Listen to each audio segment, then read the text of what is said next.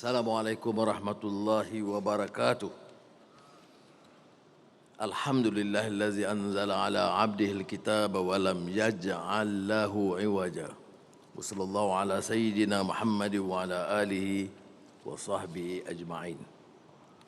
Saudara Timbalan Perdana Menteri Datuk Seri Zahid, Timbalan Perdana Menteri Datuk Seri Fadilah, Speaker Dewan Negara, Yang di-Pertua Dewan Negara, Tuan Tanggal, para menteri, Timbalan Premier dan Ketua Menteri Sabah, Ketua Menteri Besar Selangor, Kelantan dan Ketua Menteri Melaka, rakan-rakan yang saya muliakan. Alhamdulillah kita memanjatkan setinggi-tinggi kesyukuran kepada Allah SWT. Kerana pada hari ini dan hari-hari sebelumnya kita dapat menyempurnakan kongres yang sangat berarti dalam negara madani ini. Ia memberi penjelasan bahawa ada agenda yang belum selesai. Kita faham bahawa dasar ekonomi baru diperkenalkan pada tahun 1971 dan ada kejayaan nyata yang tidak dapat dipertikai. Prasarana desa dan pedalaman jauh lebih baik dari sebelum merdeka. Mobiliti sosial anak-anak Bumi Putera, baik Melayu di Semenanjung, orang asli, Bumi Putera Sarawak dan anak negeri Sabah dapat lonjakan yang membanggakan. Ini kenyataan yang tidak dapat dimungkiri. Yang dikhawatiri hanya tentang pelaksanaan dari segi keusahawanan, perniagaan, perdagangan. Ada kritikan keras terhadap beberapa keterlanjuran. Sementara mengagaskan perubahan, memberi peluang kepada pengusaha dan pedagang, ada kecaman yang agak kuat bahawa seringkali ia memberi manfaat kepada kelompok kecil, segelintir yang memunggah kekayaan atas nama Bumi Putera dan meminggirkan majoriti. Kongres seperti ini, seperti mana persiapan beberapa bulan yang lalu dipengusikan oleh Datuk Seri Zahid sendiri dan sekretariatnya Saudara Rafizi, dibantu oleh Saudara Ashraf, dengan kumpulan-kumpulan sarjana, setiausaha, pejabat awam dan peniaga mempersiapkan dengan maksud membuat penilaian yang terbuka. Ada kekuatan, ada usul baru, ada kelemahan-kelemahan yang tidak mahu kita ulangi dan pertahankan. Ada agensi-agensi diamanahkan curang. Ada dana saham puluh bilion disakau, tidak memberi manfaat kepada Bumi Putera. Ada projek-projek atas nama Bumi Putera, tetapi tidak menepati maksud kerana diserahkan kepada bukan Bumi Putera. Sebagai kerajaan, sebagai negara, kita tidak ada masalah kalau projek itu projek untuk rakyat, projek untuk negara, yang boleh dimanfaatkan oleh Bumi Putera atau China atau India. Bukan masalahnya. Tetapi kalau projek itu khusus untuk Bumi Putera, adalah salah dan pengkhianatan kalau tidak dipertahankan kepentingan Bumi Putera keseluruhannya. Firman Allah SWT, Inna Allah la yughayyiru ma biqaumin hatta yughayyiru ma bi anfusihim. Kita sedar ini tentang lonjakan semangat dan perubahan yang harus bermula daripada masyarakat itu sendiri. Dengan tekad mereka, dengan nilai mereka, dengan akhlak yang luhur, dengan kesungguhan melakukan islah atau perubahan. Saya lebih cenderung istilah reformasi. Datuk Seri Zahid lebih senang dengan transformasi. Tetapi kita boleh gabungkan kedua-duanya. Asalkan ada islah mastata'at, perubahan sedaya upaya kita. Sebab itu saya dalam negara madani ini bermula daripada perkara asas. Memperkasakan rakyat. Dan rakyat itu bukan hanya segelintir elit, penguasa ataupun elit bandar atau elit desa. Rakyat itu mestilah majoriti, terutama yang terpinggir, sama ada di Sabah atau Sarawak atau Kelantan atau di pinggir-pinggir bandar Kuala Lumpur. Dan kita senantiasa ingat gesaan leluhur bangsa, termasuk pemikir Melayu, Zamba. Jangan kita terus mengizinkan kemiskinan merata. Miskin pada wang ringgit dan harta benda. Miskin pada hemat dan cita-cita. Miskin pada pelajaran dan latihan pengetahuan. Dan miskin perangai yang mulia. Pemikir bangsa memberikan natijah kemiskinan yang sangat luas. Sebab itu, dalam rangka dasar, kita harus menerima beberapa kenyataan. Saya ingin mengemukakan agak terang. Bila kita bicara Kongres Bumiputera, ada yang bimbang. Takut kita mengulangi beberapa kesilapan untuk memenuhi tembolok kelongan kecil. Kita harus pastikan ia tidak berlaku. Ada kalangan, termasuk sebahagian kecil bukan Bumiputera, yang rasa bimbang dan sinis mengapa dasar membantu Bumiputera dan Kongres Bumiputera diteruskan. Mereka tidak lihat kenyataan bahawa jumlah besar Bumiputera di Semenanjung, di Sabah dan Sarawak masih dalam kategori miskin. Mereka lupa bahawa peluang perniagaan usahawan besar masih terbantu bagi Bumiputera. Oleh itu saya ingin menyeru supaya pendekatan kita ini harus berubah. Tidak ada maksud untuk kita meminggirkan sesiapa. Malah saya ingin jelaskan di sini beberapa kenyataan.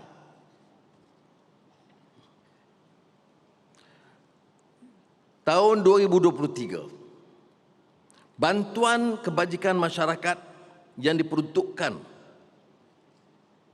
2.4 bilion ringgit setahun memanfaatkan golongan rentan tanpa mengira kaum, dan penerimanya melebihi dan merangkumi 70% Bumiputera, 15% Cina dan 19% India. Jadi andaian bahawa semua projek ini hanya memberi manfaat ke Bumiputera itu meleset. Program SARA yang melibatkan 700,000 penerima miskin, memanfaatkan semua kaum dengan agihan yang sama. Tidak ada pilih kasih, tidak ada diskriminasi. Kategorinya miskin dan diberikan kepada semua. Sumbangan tunai rahmah peruntukannya 10 bilion ringgit bagi negara. Dan penerimanya lebih 8 juta orang. Manfaatnya 5.7 juta Bumiputera, 1.6 juta Cina dan 700,000 kaum India. Saya tekankan hal ini untuk menolak tanggapan bahawa beberapa dasar kita itu bila bicara soal kemiskinan, kemiskinan tegak, itu seolah-olah memberi manfaat kepada satu kaum. Tapi dasarnya harus telus menilai berdasarkan kelayakan masing-masing. Dalam konteks pendidikan, Kerajaan Madani dalam melaksanakan penyelenggaraan dan baik pulih tanda sekolah telah bersikap terangkum dalam memastikan semua sekolah dibantu. Sekolah kebangsaan, sekolah Cina, sekolah Tamil, sekolah agama. Pengantar ini sekadar menolak tanggapan apa yang dibicarakan oleh kita hari ini seolah-olah meneruskan untuk satu kesinambungan hal-hal yang tidak akan menguntungkan negara. Saya tekankan bahawa kenyataan hari ini tidak membanggakan. Kesenjangan antara golongan kaya Melayu Bumiputera dengan yang miskin itu kian melebar ketimbang tahun 1971. Kesenjangan di antara kaum Melayu, Cina, India juga terus melebar. Dan bagi negara untuk memastikan ia lebih mampan, aman dan terjamin terpelihara bagi semua kaum, hal ini harus ditangani dan coba dikurangkan kesenjangan tersebut. Bila kita bicara tentang PMKS yang merupakan di antara strategi utama dalam ekonomi madani, tentunya peruntukan besar diluluskan.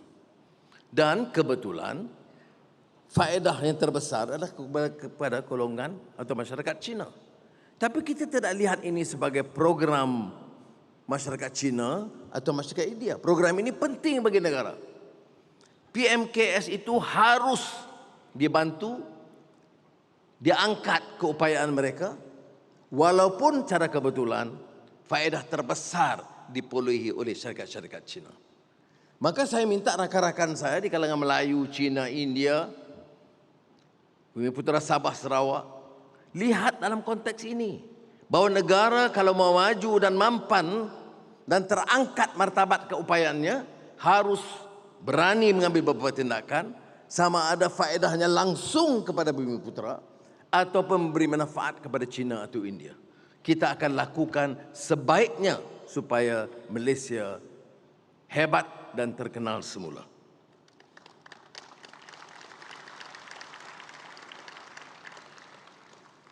Kali ini dalam sidang Kongres, peranan GLC, JLIC, Petronas lebih ketara. Kerana sudah sampai ke tahap di mana mereka harus juga mengambil alih tanggungjawab yang dahulunya digalas oleh jentera kerajaan. Dan saya ucap terima kasih dan mengharapkan sesuatu yang lebih jelas supaya agenda negara, iaitu memartabatkan rakyat negara, memacu pertumbuhan yang segar dan menjamin keselesaan hidup Bumiputera dengan peluang tambahan, itu juga menjadi agenda jelas bagi semua JLIC dan GLC tanpa kecuali.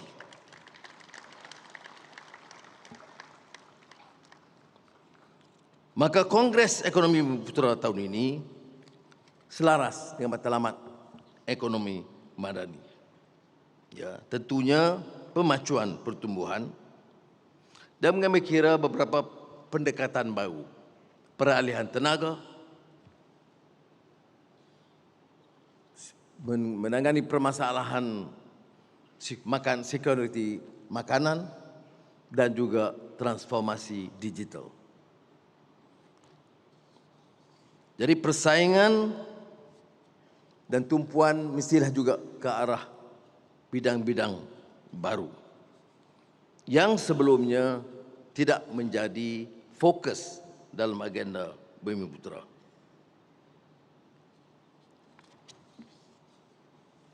Sebab itu, setelah berbincang dengan rakan-rakan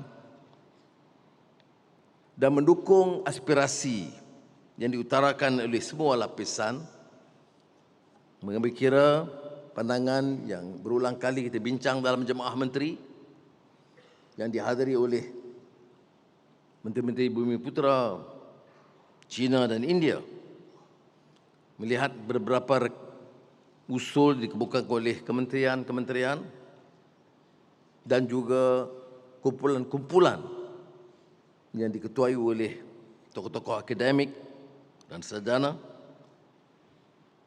kita rumuskan beberapa agenda tindakan, ya, dengan beberapa penegasan jelas dalam agenda pertumbuhan ekonomi Bumiputera.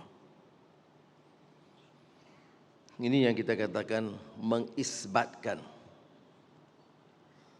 ya, mengukuh keyakinan.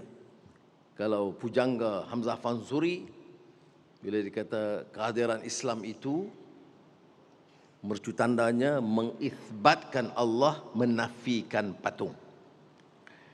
Dalam isbat Kongres Ekonomi Bumiputera ini, isbat pertama memperkukuh pasak ekonomi negara. Sama ada daya saing, perskalaan, pemilikan equity, bakat, meningkat pendapatan. Jadi dengan cara yang sedemikian, kita dapat tingkatkan taraf sosioekonomi kelandasan yang lebih baik. Isbat kedua, memperkukuh kerukunan tata kelola dan institusi. Ini selari dengan falsafah Bumiputera. Mengukuh penyampaian, perkhidmatan dan peningkatan penyertaan syarikat swasta, JLC, JLIC, SOE perlu diberikan tumpuan khusus. Kita tidak boleh bicara integriti dan ketelusan dan pertanggungjawaban kepada kalangan lain. Sekiranya kita lihat agensi kita sendiri dalam keadaan yang berkecamuk, yang terpaksa balik kepada Kementerian Kewangan untuk ditampung kerugian berbilion ringgit kerana kecurangan dan kecuaian pengurusan. Kalau tanya saya, seperti mana yang saya sebut dalam membicarakan institusi zakat, pengurusan zakat itu patut nombor pertama dalam menentukan kaedah integriti dan pengurusan yang paling cekap. Dalam nada yang sama, saya ingin tekankan tentang agensi-agensi Bumiputera. Berapa puluh bilion saham tatkala penyenderaian yang diagihkan. Berapa puluh bilion ringgit dibelanjakan untuk menampung keperluan agensi-agensi Bumiputera. Sebahagiannya sampai kepada kepulan sasar, sebahagiannya hilang, lesap entah ke mana. Saudara-saudara, saya mohon kerjasama saudara untuk pastikan bahawa kita tidak boleh lagi bertolak ansur dengan kecurangan dan khianat sedemikian. Sebab itu, ia memerlukan ketangkasan pimpinan dalam semua JLC dan JLIC. Saya tidak ada masalah sama ada pengurus itu profesional atau teknokrat, malah orang politik sendiri. Tetapi yang tidak boleh kita izinkan adalah segala bentuk kecurangan, apalagi atas nama Bumiputera. Isbat ketiga, menegakkan keadilan sosial. Ini menyokong anjakan mobiliti sosial, meningkatkan kesaksamaan peluang dan memperluas jaringan perlindungan sosial. Antara bidang yang memerlukan penelitian khusus, merangkumi ekosistem pendidikan, perkhidmatan kesihatan, perumahan, akses kepada infrastruktur asas yang berkualiti. Ini termasuk untuk orang asli serta keseimbangan pembangunan di negeri Sabah dan Sarawak yang dibangkitkan oleh kedua-dua pemimpin Sarawak dan Sabah.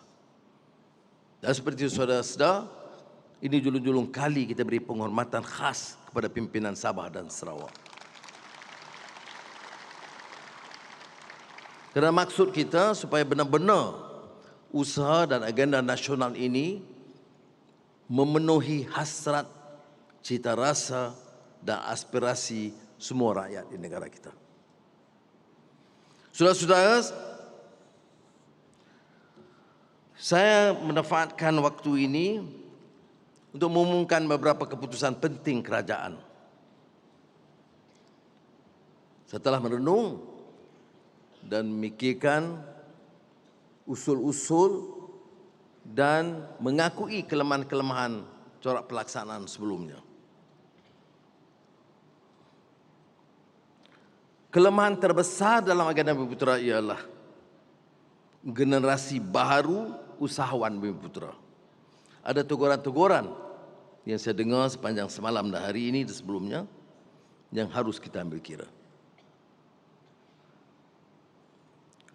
Sebab itu, saya mau mempertanggungjawabkan melalui GLISC dan GLC ini satu dana besar khusus bagi pembinaan penzahiran generasi usahawan Bumiputera. 1 bilion ringgit diluluskan. Kita mesti mampu mencipta lebih banyak usahawan Bumiputera seperti Aerodyne yang berjaya menembusi pasaran global dalam perkhidmatan drone. Kita harus berbangga dengan kejayaan Le Copac dan Animonsta yang menggunugi industri karya kreatif. Begitu juga usahawan muda, biar ramai. Sebaik mereka ada petanda keupayaan untuk maju, kita harus berikan segala dukungan seperti mana yang disaksikan dalam kelebihan teknologi digital baru untuk berniaga seperti saudara Khairul Aming baru-baru ini. Kedua, masalah tanah reserve Melayu yang berulang kali disuarakan termasuk dalam laporan Kongres hari ini. Harus dimanfaat dan dibangunkan. Dan kita memutuskan supaya pelaburan hartanah berhad, permodalan nasional berhad, diamanahkan untuk menerajui dan memacu pembangunan komersial di tanah-tanah reserve Melayu. Ini termasuk pelaburan hartanah berhad telah membangunkan umpamanya sebagai contoh Hospital Pakar KPJ itu di tanah reserve Melayu di Sungai Penchala. Ini satu contoh yang baik dan kita akan teruskan segera dengan skim perumahan madani di tanah reserve Melayu dengan sasaran membangunkan 2,500 unit mampu milik dalam keadaan segera. Sudah sedar bahawa kerajaan telah mengambil alih Bandar Malaysia di tengah kota Kuala Lumpur. Saya telah memutuskan supaya sebahagian dari tanah bandar Malaysia itu 50 ekar kekal dimiliki orang Melayu sebagai tanah reserve Melayu.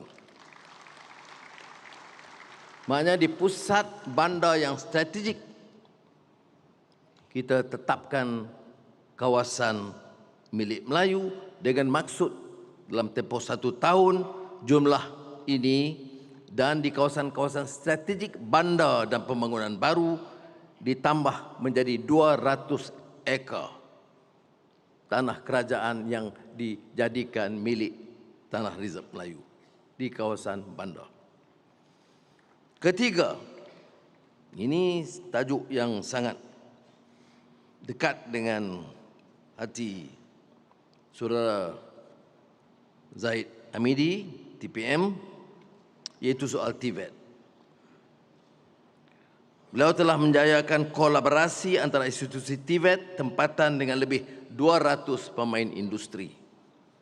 Sebagai tambahan kepada usaha murni tersebut, Kerajaan dengan kerjasama JLIC, JLC serta badan-badan swasta terpilih.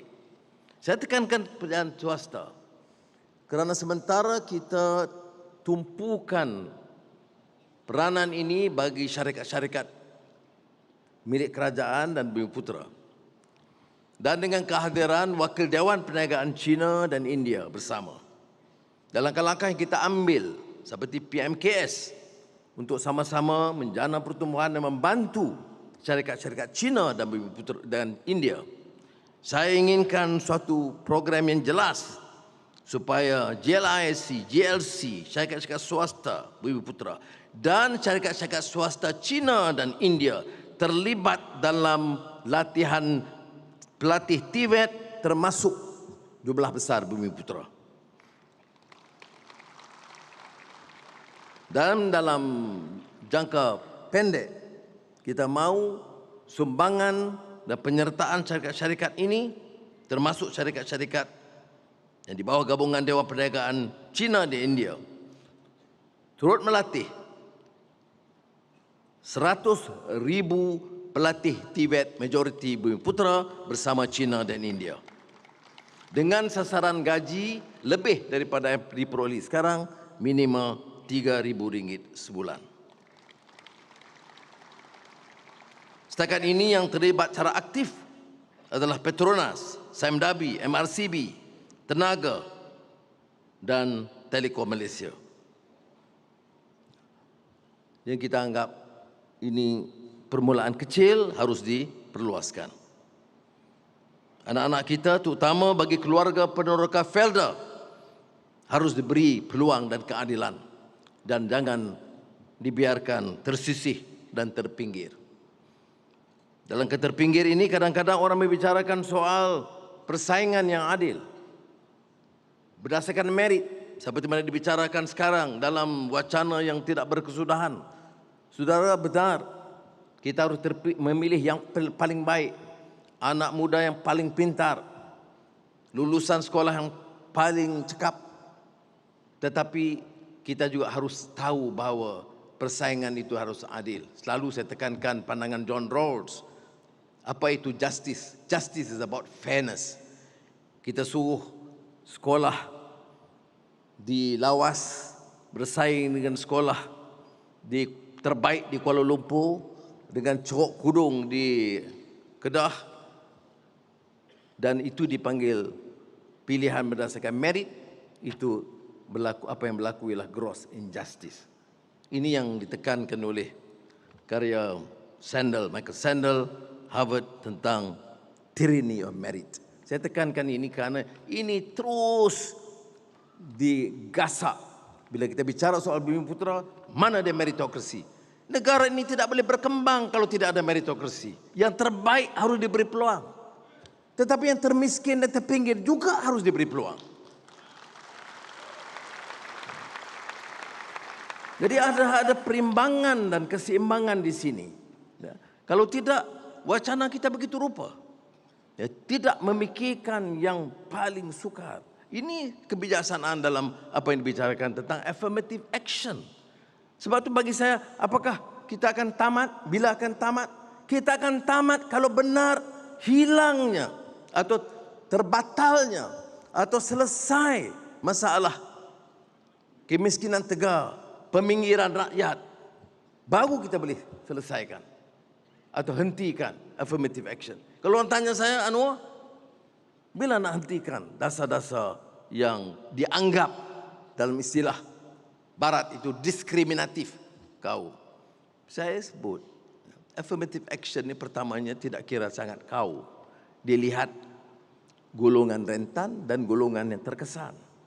Kalau masih ada kesenjangan yang begitu rupa, kemiskinan yang ketara, melebarnya kesenjangan,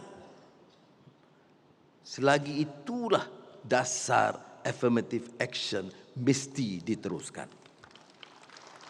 Maka kalau rakyat di kalangan masyarakat Bumiputera dan China dan India mau selesaikan, mari kita selesaikan bersama. Kalau dikatakan ini diskriminatif, saya telah baca peringkat awal tadi tentang angka-angka dan data.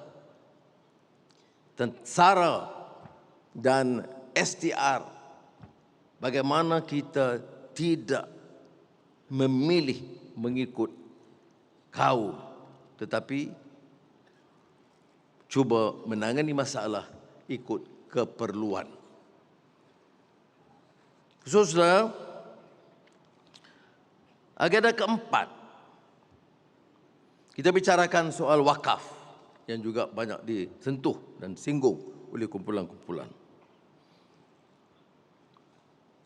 Dan saya sukacita memaklumkan bahawa anak-anak kita dari persatuan alumni MARA dan pimpinan MARA sendiri itu telah menggesa supaya ada rencana wakaf yang bukan sahaja memerlukan huluran dana kerajaan, tapi mengajak rakyat yang dulunya dari kelompok yang paling miskin, yang diberikan peluang dan berlakunya mobiliti sosial terangkat kedudukan mereka sebagai profesional dan peniaga. Ratusan ribu malah mencecah 1 juta lebih anak-anak yang mendapat peluang pendidikan di kolej-kolej MARA termasuk UiTM. Maka dengan ini saya umumkan penubuhan wakaf MARA Madani.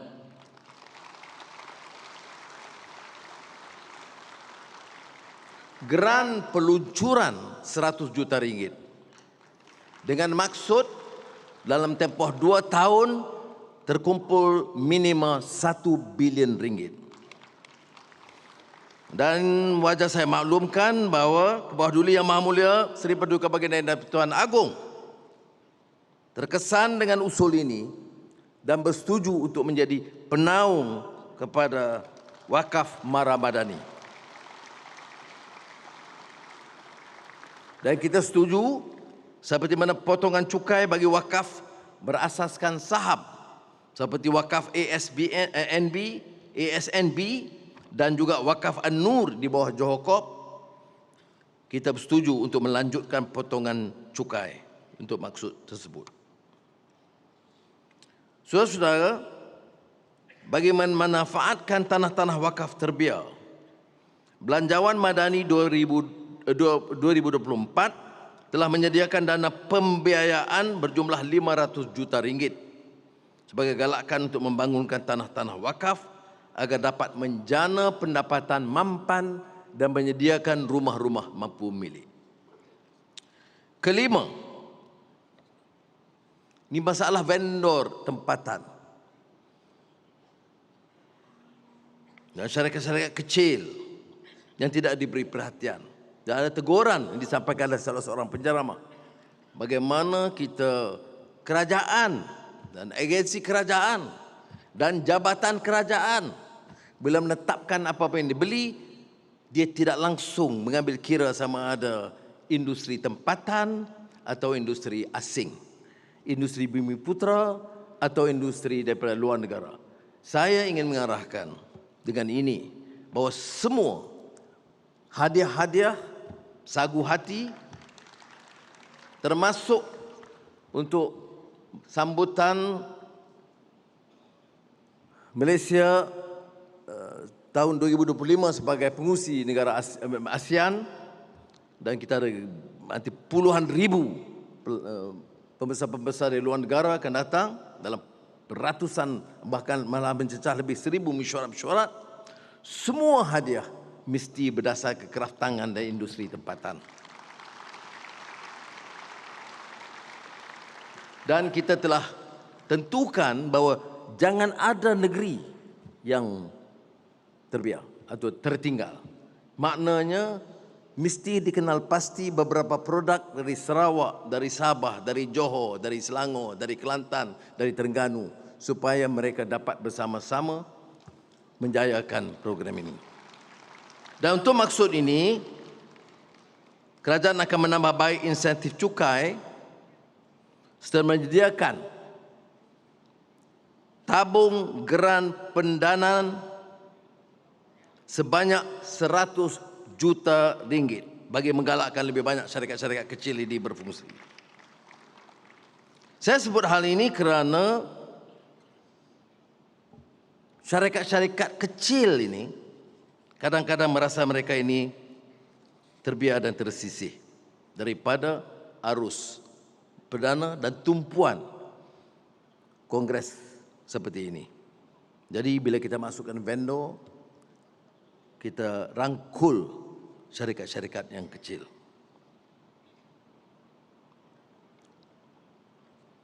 Saudara-saudara, kita juga hadapi masalah di kalangan rakyat, termasuk apa yang dikatakan golongan muda yang terlibat dalam ekonomi gig. Saya setuju dengan gesaan supaya mewujudkan Suruhanjaya Pekerja Gig bagi melindungi hak pekerja gig yang kini mencecah 1,12 juta rakyat, terutamanya di kalangan muda.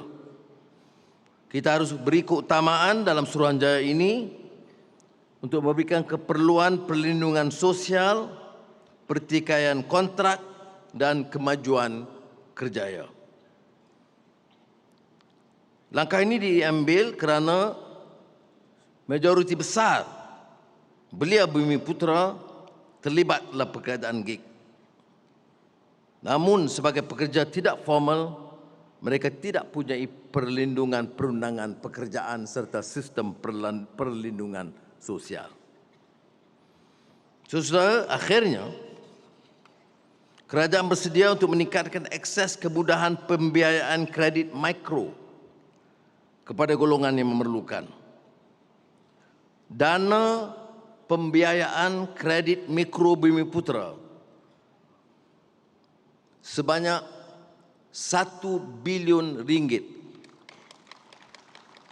disediakan melalui institusi kewangan pembangunan seperti BSN, Agrobank, Tekun Nasional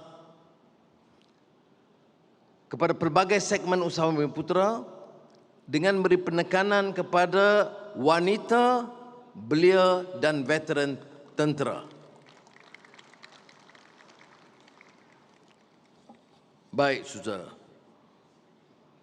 Ramai yang bertanya, pengumuman-pengumuman sedemikian kadang-kadang lunak bunyinya dan ada yang mungkin terpukau, tetapi bagi yang lebih kritis akan bertanya, what's next?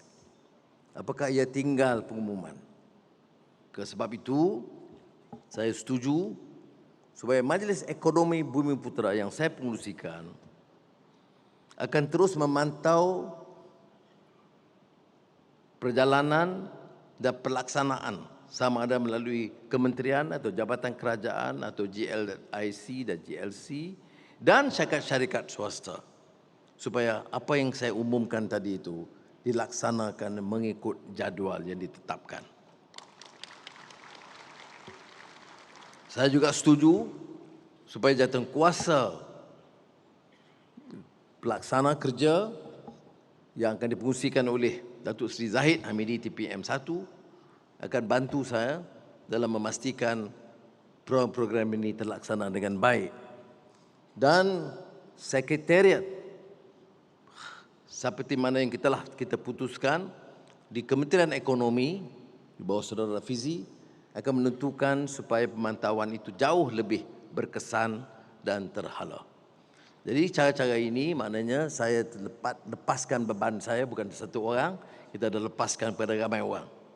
Jadi kalau saudara nak tanya, tanya menteri-menteri ini dulu dan TPM sebelum sampai kepada saya. Saudara, untuk wakaf madani MARA yang saya sebut tadi,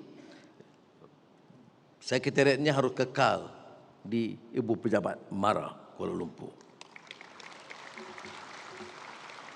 Jadi saudara yang hormati sekalian, saya harap usaha susulan ini akan jauh lebih bermakna dan saya harap pendekatan yang lebih inklusif ini yang memerlukan penyertaan seluruh negara, seluruh rakyat, Bumiputera dan bukan Bumiputera, bukan saja akan memberi manfaat langsung kepada negara dan Bumiputera, tetapi juga akan mengambil kira keperluan rakyat, minoriti lainnya, terutama juga masyarakat India dalam negara kita. Jadi saya harap dengan cara yang sedemikian kita dapat angkat bersama Malaysia sebagai satu negara yang maju dan punyai kekuatan baru menjadi negara hebat di rantau ini. Terima kasih. Wassalamualaikum warahmatullahi wabarakatuh.